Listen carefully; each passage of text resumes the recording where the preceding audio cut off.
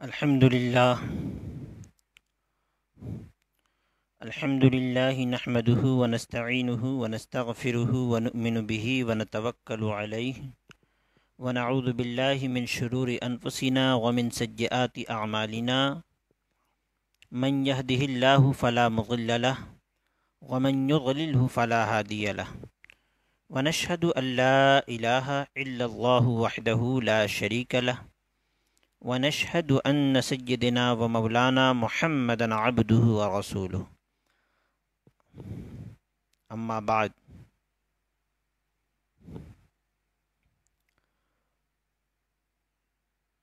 فأعوذ بالله من الشيطان الرجيم بسم الله الرحمن الرحيم فاسألوا أهل الذكر إن كنتم لا تعلمون آمنت بالله صدق الله المولانا العظيم۔ محترم حضرات و معزز ناظرین، السلام علیکم ورحمۃ اللہ وبرکاتہ۔ درود پاک پڑھیں۔ الصلاۃ والسلام علیک یا رسول اللہ، الصلاۃ والسلام علیک یا حبیب اللہ، وعلی آلک و اصحابک یا محمد رسول اللہ صلی اللہ تعالی علیہ وسلم۔ معزز ناظرین، آج بحمدہ تعالی بتوفیق الہی الفقہ الاسلامی کا دوسرا ایپیسوڈ ہے، دوسری نشست ہے۔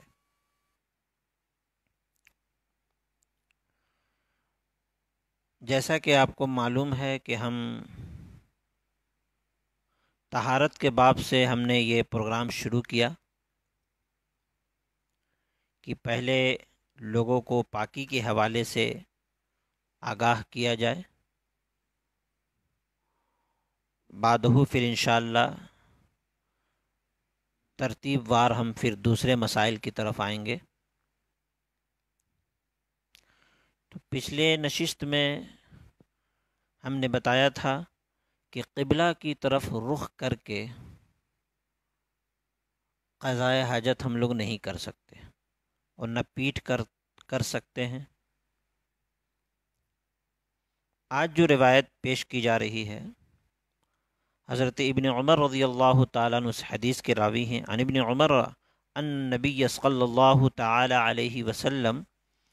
کان اذا اراد حاجتا لا يرفع ثوبه حتى يدنو من الارض، رواہ ابو داود۔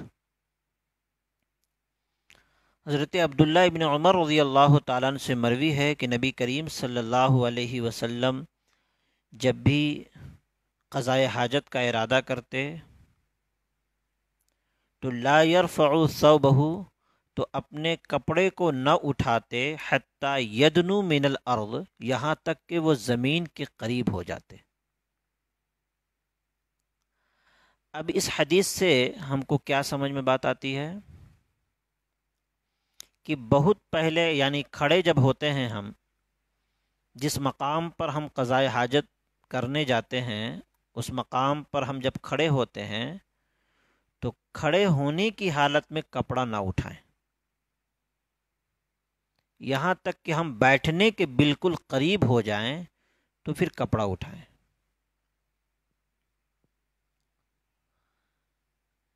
اللہ کے نبی صلی اللہ علیہ وسلم نے یہ کیا بھی اور دوسروں کو اسی طریقے سے کرنے کا حکم بھی دیا۔ کیوں؟ دیکھیے، جو باحیا شخص ہوتا ہے وہ ہر کسی سے لحاظ کرتا ہے، یہاں تک کہ حکم ہے کہ جب غسل خانے میں انسان نہاتا ہے تو اس وقت بھی مکمل کپڑا نہ اتارے۔ کپڑا اگر مکمل اتار بھی لیتا ہے تو اس میں کوئی حرج نہیں ہے، غسل تو ہو جائے گا، کوئی گناہگار بھی نہیں ہوتا ہے وہ، چونکہ وہ ہر کسی سے چھپا ہوا ہے، بند ہے غسل خانہ۔ لیکن اللہ سے حیا کرنا چاہیے، تو ایسی صورت میں کپڑا مکمل طور پہ جو غسل خانے میں اتار کر کے نہاتے ہیں تو اس سے بھی بچنا چاہیے، کم سے کم تہبند ضرور پہنا ہو اور تہبند پہن کر کے نہاوے۔ اسی طریقے سے قضائے حاجت کے لیے جب ہم جاتے ہیں تو کھڑے ہونے کی حالت ہی میں کپڑا نہیں اٹھانا چاہیے، بلکہ اللہ کے رسول فرماتے ہیں حتی یدنو من الارض، یہاں تک کہ جب زمین کے قریب ہو جاؤ تو پھر کپڑا اٹھاؤ۔ تو اس سے ہم کو یہ پیغام ملا کہ جب ہم قضائے حاجت کے لیے جائیں تو کپڑا اٹھانے کی ترتیب ہم کب رکھیں۔ تو انشاءاللہ عز و جل آپ اس حدیث کی روشنی میں مسئلہ آپ کو سمجھ میں آ گیا ہوگا کہ ہم کپڑا اٹھانے کا وقت ہم کس وقت رکھیں۔ دوسری حدیث حضرت ابو سعید رضی اللہ تعالیٰ نے کہا کہ سمعت رسول اللہ صلی اللہ علیہ وسلم لا يخرج رجلان يضربان الغائط كاشفين عن عورتهما يتحدثان فإن الله عز وجل يمقت على ذلك، رواہ ابو داود۔ حضرت ابو سعید نے کہا کہ میں نے نبی کریم صلی اللہ علیہ وسلم کو فرماتے ہوئے سنا کہ دو شخص کپڑا اٹھائے ہوئے قضائے حاجت کی حالت میں گفتگو نہ کرے۔ اب دیکھیے یہ مسئلہ کو بھی سمجھنے کی ضرورت ہے۔ اکثر و بیشتر دیہاتوں میں لوگ ہوتے ہیں کہ کھلی جگہ پہ جاتے ہیں قضائے حاجت کے لیے، تو دو تین آدمی جاتے ہیں تو باضابطہ بیٹھ کر کے گفتگو کرنا شروع کر دیتے ہیں۔ اب یہ سب مسائل ہیں جو سمجھنے کی ضرورت ہے۔ مسائل شرعیہ میں پڑھانے کے اصول میں بھی یہ داخل ہے اور پڑھنے کے اصول میں بھی داخل ہے کہ بالکل واضح طور پر سمجھایا جائے، اور واضح طور پر پڑھنے والے کو چاہیے کہ پوچھ کر ہر ایک مسئلے کو سمجھنے کی کوشش کرے۔ مسائل شریعہ میں شرمانی کی ضرورت نہیں ہے۔ اگر آپ شرمائیں گے یا پڑھانے والا شرمائے گا تو پھر مسائل کو اچھے طریقے سے سامنے والے کے ذہن میں اتار نہیں پائے گا۔ اب یہاں پہ حدیث پاک میں آتا ہے کہ دو شخص ایسی حالت میں نہ نکلے قضائے حاجت کے لیے کہ وہ کپڑا اٹھائے ہوئے ہو اور گفتگو کر رہا ہو، قضائے حاجت بھی پوری کر رہا ہو اور گفتگو بھی کر رہا ہو، یعنی پیشاب کے لیے جائے یا پاخانے کے لیے جائے تو اپنی حاجت کو بھی وہ پوری کر رہا ہو اور اسی حالت میں گفتگو بھی کر رہا ہو۔ فَإِنَّ اللَّهَ عَزَّ وَجَلَّ يَمْقُتُ عَلَى ذَلِكَ، کیونکہ رب تبارک و تعالی اس فعل سے ناراض ہوتا ہے۔ اگر کوئی ایسی حالت میں قضائے حاجت پوری کرتا ہے کہ وہ کپڑا اٹھانے کی حالت میں ہے اور پھر وہ پخانہ یا پیشاب کر رہا ہے اور پھر دو تین آدمی ہیں اور پھر ساتھ میں گفتگو بھی کر رہے ہیں ایسے لوگ، تو اللہ تبارک و تعالی اس کے اس فعل پر ناراضگی کا اظہار فرماتا ہے۔ تو اس مسئلے کی روشنی میں، اس حدیث کی روشنی میں ہم کو کیا سمجھ میں آیا کہ ہم جب قضائے حاجت کے لیے جائیں تو ایک تو یہ ہے کہ بند جگہ پہ جائیں اور ایسی جگہ پہ جائیں جہاں پہ ستر ہو سکے، پردہ ہو سکے، دوسرے آدمی کا دخل نہ ہو، وہاں پہ ایسی جگہ کا انتخاب کریں۔ اور دوسری بات یہ ہے کہ اگر کبھی ایسا اتفاق ہو جائے کہ لوگ آپس میں مل کر کے ایک جگہ بیٹھے ہوئے ہیں تو پھر بھی کم سے کم ایک حائل، کچھ بھی دو آدمی کے بیچ میں کچھ حائل کر لے تاکہ پردے کا خیال ہو، لیکن اس حالت میں بھی گفتگو سے بچنے کی کوشش کرنی چاہیے، گفتگو نہیں کرنی چاہیے۔ تو یہ بات سمجھ میں آ گئی۔ اب تیسری حدیث، عن ابن عمر قال مر رجل على النبي صلی اللہ علیہ وسلم وهو يبول فسلم علیہ فلم يرد علیہ۔ حضرت عبداللہ ابن عمر رضی اللہ تعالیٰ عنہ سے روایت ہے کہ نبی کریم صلی اللہ علیہ وسلم حاجت کے لیے تشریف لے گئے ایک مقام پر اور اپنی حاجت پوری کر رہے تھے، تو اسی عالم میں ایک شخص وہاں سے گزرا اور آپ کو سلام کیا، یعنی آپ پیشاب کر رہے تھے اور اسی حالت میں ایک شخص وہاں سے گزرا اور آپ کو سلام کیا۔ فلم یرد علیہ، لیکن آپ نے اس کے سلام کا جواب نہیں دیا اس حالت میں۔ عن ابن عمر وغیرہ، حضرت عبداللہ ابن عمر رضی اللہ تعالیٰ عنہ اور اس کے علاوہ اور صحابی نے روایت کیا کہ نبی کریم صلی اللہ علیہ وسلم نے بعد میں تیمم کیا، تیمم ثم رد علی الرجل السلام، تیمم کرنے کے بعد پھر اس شخص کے سلام کا جواب دیا۔ اب اس حدیث سے ہم کو کیا سمجھ میں بات آتی ہے؟ اس حدیث سے سمجھ میں بات یہ آتی ہے کہ اگر قضائے حاجت کے وقت، یعنی آپ جس وقت اپنی حاجت پوری کر رہے ہیں، پیشاب کر رہے ہیں یا پخانے کی صورت میں، اگر اس وقت کوئی شخص آپ کو سلام کرتا ہے اسی حالت میں، تو آپ اس وقت جواب نہ دیں۔ جب اس سے فارغ ہو جائیں، تیمم کر لیں نبی کی سنت کے مطابق، پھر آپ جواب دیں۔ تو یہ ہم کو اس حدیث کی روشنی میں ہم کو یہ بات واضح طور پر سمجھ میں آتی ہے کہ قضائے حاجت کے وقت ہم کو کسی سے گفتگو بھی نہیں کرنی ہے، اور ہمیں سلام کا جواب بھی نہیں دینا ہے، اور تیسری بات یہ بھی سمجھ میں آتی ہے کہ قضائے حاجت کے وقت اپنی نگاہوں کی بھی حفاظت کرنی ہے، یہاں تک کہ اپنے شرمگاہ کی طرف بھی نہیں دیکھنا ہے، اس سے بھی بچنی چاہیے۔ انسان کی خود کی نگاہ اگر شرمگاہ کی طرف پڑتی ہے یا کسی دوسرے کی شرمگاہ کی طرف پڑتی ہے یا سطر کی طرف پڑتی ہے، تو اس نگاہ میں کمزوری آ جاتی ہے اور اس کی آنکھ کی روشنی میں کمی آتی ہے، اس لیے اس سے بھی ہم کو بچنے کی ضرورت ہے۔ اب تیسری حدیث میں ارشاد فرماتے ہیں کہ عن عبد اللہ ابن مغفل قال قال رسول اللہ صلی اللہ علیہ وسلم لا یبولن احدکم فی مستحمه ثم یغتسل فیہ، قال احمد ثم يتوضأ فیہ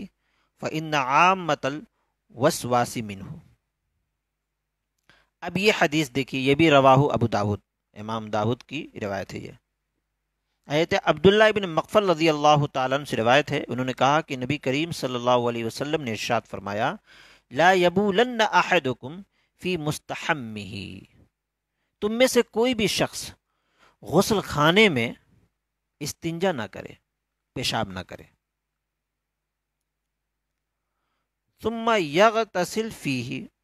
اس لیے کہ تم وہیں پہ استنجا بھی کرو گے پھر بعد میں غسل بھی کرو گے۔ قال احمد، اور امام احمد نے کہا کہ غسل اگر نہ بھی کرو تو ثم یتوضأ فیہ، وہیں پہ وضو بھی کرو گے، تو فإن عامة الوسواس منہ، تو اس سے وسوسے پیدا ہوتے ہیں۔ کیا مطلب ہے؟ اب یہ دیکھیے، یہ حدیث بہت امپورٹنٹ ہے۔ غسل خانے میں آج کل اٹیچ بنا رہتا ہے نا، قضاء حاجت کے لیے بھی رہتا ہے اور نہانے دھونے کے لیے بھی بنا رہتا ہے۔ تو اب ایسی صورت میں غسل خانے میں جب ہم جاتے ہیں تو اس وقت کچھ لوگوں کی عادت ہوگی کہ وہ وہیں پہ استنجا کرنا شروع کر دیتے ہیں، یا اگر اٹیچ نہیں بنا ہوا ہے بیت الخلا، صرف غسل خانہ ہے، تو وہیں پہ وہ پیشاب کر لیتے ہیں، حالانکہ ان کو پتہ ہے کہ یہیں پہ ہم کو غسل کرنا ہے۔ تو سرکار فرماتے ہیں کہ وہاں پہ پیشاب نہ کرو، چونکہ وہاں پہ تم کو طہارت حاصل کرنی ہے۔ اگر خدا نہ خواستہ آپ نے پیشاب کیا اور وہ پانی نہ بہے اور پھر آپ غسل کر رہے ہیں، تو ایسی صورت میں آپ کا غسل ہوگا ہی نہیں، اس لیے کہ اگر پانی ٹکرائے گا، ناپاک اور پاک پانی جب ٹکرائے گا تو وہ ٹکرا کر کے وہی پانی آپ کے بدن کو ٹچ ہوگا، تو آپ لاکھ پانی پہ پانی بہاتے رہیے اپنے بدن پر، لیکن آپ کا غسل نہیں ہوگا۔ اس لیے نبی کریم صلی اللہ علیہ وسلم نے فرمایا کہ غسل خانے میں استنجا کرنے سے بچنا چاہیے، غسل خانے میں پیشاب آپ نہ کریں، اس لیے کہ آپ وہیں پہ طہارت بھی حاصل کریں گے، اور اگر طہارت یعنی بڑی طہارت نہیں، غسل نہیں کریں گے تو کم سے کم وضو تو کریں گے ہی، تو ایسی صورت میں وہاں پہ استنجا نہ کریں۔ دوسری بات، کچھ لوگ یہاں پہ یہ بھی مسئلہ پوچھتے ہیں کہ حضرت جس غسل خانے میں ہم نہا رہے ہیں اس غسل خانے میں ہم وضو کر سکتے ہیں کہ نہیں، ایسے بھی مسائل آتے ہیں۔ تو بھائی آپ وضو، اب نبی کی سنت ہے کہ غسل سے پہلے وضو کرنا چاہیے، نبی کی سنت ہے۔ تو آپ وضو کہاں کریں گے؟ غسل الگ جگہ پہ کریں گے اور وضو کرنے الگ جگہ پہ جائیں گے؟ وضو کر سکتے ہیں بشرطے کہ اس غسل خانے میں زمین ایسی بنی ہو جس میں پانی کا بہاؤ ہو، پانی کا بہاؤ ہو، پانی بہہ جائے، پانی جمع نہ ہو۔ اگر پانی جمع ہوتا ہے تو وہی پانی آپ کے بدن کو پھر لگتا ہے، تو پھر وہ مائع مستعمل ہو جاتا ہے، مائع مستعمل سے وضو یا غسل نہیں ہوتا۔ تو اس لیے اس سے ہم کو بچنے کی ضرورت ہے۔ تو پانی کا جہاں پہ جس زمین پہ بہاؤ ہو اس زمین میں آپ وضو بھی کر سکتے ہیں اور غسل بھی کر سکتے ہیں۔ یہ ہر جگہ کا مسئلہ ہے، صرف غسل خانے کا مسئلہ نہیں ہے۔ یہ میں نے مطلق مسئلہ بتایا کہ جس زمین پر بھی پانی کا بہاؤ ہو اور پانی جمے نہ، اس جگہ آپ غسل اور وضو دونوں کر سکتے ہیں۔ تو اس حدیث سے یہ بات بھی مسئلہ سمجھ میں آ گیا کہ ہم کو غسل خانے میں استنجا نہیں کرنی چاہیے، اور دوسرا مسئلہ کیوں نہیں کرنی چاہیے تو اس کی وجہ بتایا کہ آپ وہیں پہ آپ غسل بھی کریں گے اور وضو بھی کریں گے، تو اس لیے اس سے پرہیز کرنا چاہیے، غسل خانے میں استنجا نہیں کرنا چاہیے۔ اس کی بھی وجہ ہم نے بتا دی ہے کہ اگر پانی جم جاتا ہے اور وہی پانی جو ہے ٹچ ہوتا ہے آپ کے بدن کو تو آپ کا غسل نہیں ہوگا۔ پھر دوسرا مسئلہ ہم نے یہاں پہ یہ بھی ملا کر کے بتا دیا کہ اگر غسل خانے میں وضو کرنا چاہے تو وضو کر سکتا ہے کہ نہیں؟ وضو بالکل کر سکتا ہے، بشرطے کہ اس زمین پر پانی کا بہاؤ ہو۔ صرف غسل خانے کی بات نہیں ہے، جس جگہ پہ جس زمین پر بھی پانی کا بہاؤ ہو وہاں وضو اور غسل دونوں کر سکتا ہے۔ تو یہ بات حدیث سے ثابت ہو گئی۔ اب ایک اور حدیث لاسٹ جو آخری حدیث ہے، عن انس رضی اللہ تعالی عنہ کان نبی صلی اللہ علیہ وسلم اذا دخل الخلاء وضع خاتمہ، کہ حضرت انس رضی اللہ تعالیٰ عنہ سے روایت ہے کہ نبی کریم صلی اللہ علیہ وسلم جب بیت الخلاء جاتے تھے تو اپنی انگوٹھی اتار دیا کرتے تھے۔ یہ حدیث مرتبے کے اعتبار سے خاص ضعیف ہی کیوں نہ ہو، لیکن اس حدیث سے مسئلہ اخذ ہوتا ہے، مسئلہ نکلتا ہے۔ اب دیکھیے یہاں پہ نبی کریم صلی اللہ علیہ وسلم کے بارے میں بتایا جا رہا ہے کہ نبی کریم صلی اللہ علیہ وسلم جب بیت الخلاء جاتے تھے تو اپنی انگوٹھی اتار دیتے تھے۔ کیا مطلب ہے؟ یعنی انگوٹھی میں اگر کوئی نقش بنا ہوا ہے آیت کی شکل میں، یا قرآن کریم کی آیت لکھی ہے، یا کچھ بھی کسی کا مقدس نام لکھا ہے یا کلمہ وغیرہ لکھا ہے یا کچھ بھی، تو اس انگوٹھی کو اتار لینا چاہیے اگر ایسی جگہ پہ آپ جا رہے ہیں۔ تو اس سے یہ بھی مسئلہ ثابت ہوتا ہے کہ اگر آپ تعویذ پہنے ہوئے ہیں، اس سے یہ بھی مسئلہ ثابت ہوتا ہے کہ اگر آپ تعویذ پہنے ہوئے ہیں گلے میں یا ہاتھ میں تعویذ پہنے ہوئے ہیں یا کہیں بھی تعویذ اگر آپ پہنے ہوئے ہیں تو اس تعویذ کو لے کر کے ناپاک جگہ پہ یا ایسی جگہ پہ جہاں پہ پیخانہ یا پیشاب کیا جاتا ہے ایسی جگہ پہ لے جانا یہ خلاف سنت اور آداب سنت کے خلاف ہے۔ تو اس سے ہم کو دو مسئلے سمجھ میں آئے۔ اس مسئلے میں اس حدیث میں تو تذکرہ انگوٹھی کا ہے، لیکن اس انگوٹھی کے ضمن میں ہم کو یہ بات سمجھ میں آ گئی کہ تعویذ بھی لے کر کے ہم غسل بیت الخلاء نہیں جا سکتے، یا تعویذ لے کر کے صرف بیت الخلاء کی بات نہیں ہے، ہر وہ جگہ جو ناپاک ہو وہاں پہ ہم کو نہیں لے کے جانا چاہیے، اس لیے کہ تعویذ میں اللہ کا کلام نقش رہتا ہے۔ تو یہ 3-4 مسائل ہم کو سمجھ میں آ گئے الحمدللہ حدیث کی روشنی میں۔ اس پروگرام کا یہی فائدہ ہے کہ جو بھی مسائل آپ کے سامنے رکھے جاتے ہیں اس کے لیے ریفرنس حدیث دیا جاتا ہے، حدیث کی روشنی میں مسائل آپ کو سمجھائے جاتے ہیں کہ یہ مسئلہ ہے تو کس حدیث کی روشنی میں سرکار دو عالم صلی اللہ علیہ وسلم نے یہ فرمایا ہے اور اس کو ایسے کیا جاتا ہے۔ تو الحمدللہ آج دوسرا ایپیسوڈ ختم ہونے کو ہے اور ہمیں امید ہے کہ انشاءاللہ آپ اس سے فائدہ بھرپور حاصل کریں گے، اور میں آپ سے یہ گزارش کرتا ہوں کہ جو مسائل آپ کے ذہن میں آ جاتے ہیں کوشش یہ کیجئے کہ ان مسائل کو دوسرے کے ذہن میں بھی اتارنے کی کوشش کیجئے تاکہ دوسرا بھی آپ سے فائدہ حاصل کرے۔ اب وہ چاہے جو بھی طریقہ ہو آپ بتا کر کے کیجئے، یا آپ ویڈیو دیکھ رہے ہیں تو اس ویڈیو کو دوسروں تک پہنچا کے کیجئے، خواہ کوئی بھی طریقہ ہو، علم خود بھی حاصل کرنا چاہیے اور دوسروں کو بھی اس علم سے آگاہ کرنا چاہیے۔ علم بانٹنے سے علم بڑھتا ہے، یہی ایک دولت ہے کہ جو بانٹنے سے بڑھتا ہی ہے، کبھی کم نہیں ہوتا۔ اس لیے اللہ رب العزت کی بارگاہ میں دعا ہے کہ مولا کریم ہم سب کو کہنے اور سننے سے زیادہ عمل کرنے کی توفیق عطا فرمائے۔ استغفر اللہ ربی من کل ذنب واتوب الیہ، لا الہ الا اللہ محمد الرسول اللہ صلی اللہ تعالی علیہ وسلم، وما علینا الا البلاغ۔ السلام علیکم ورحمۃ اللہ وبرکاتہ۔